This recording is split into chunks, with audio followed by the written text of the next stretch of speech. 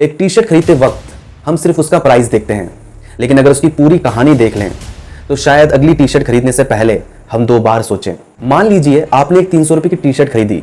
आपके लिए वो सिर्फ एक 300 रुपए की टी शर्ट है, लेकिन इसे बनाने में कितना पानी लगा, कितने केमिकल्स यूज हुए और इस्तेमाल करने के बाद जब हमने इसे फेंक दिया तो ये गई कहाँ। यहीं से शुरू होती है फास्ट फैशन की असली कहानी।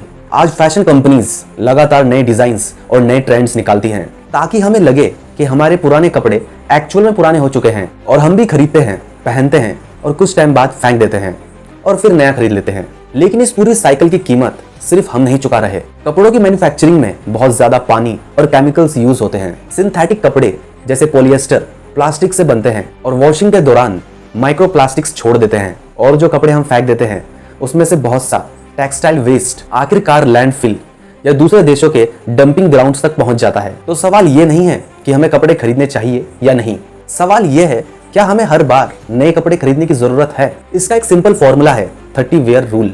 कपड़े खरीदने से पहले खुद से पूछो, क्या मैं इसे कम से कम 30 बार पहनूंगा?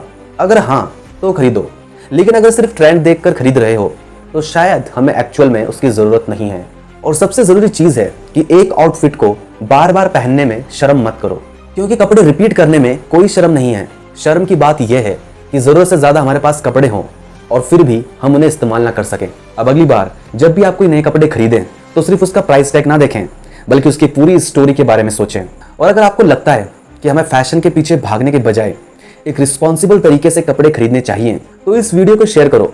शायद आपकी वजह से कोई एक अननेसेसरी टी शर्ट खरीदने से रुक जाए।